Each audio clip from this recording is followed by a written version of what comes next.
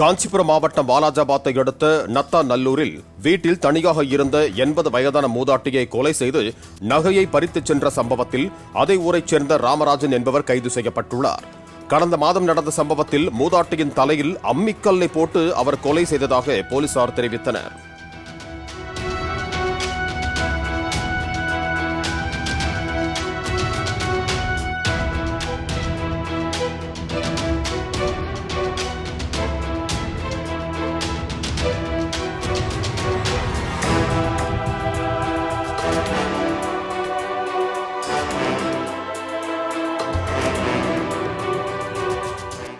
Play store மற்றும் app ஸ்டோரில் இருந்து பாலிமர் செயலியை QR கோடு மூலம் பதிவிறக்கம் செய்யுங்கள்.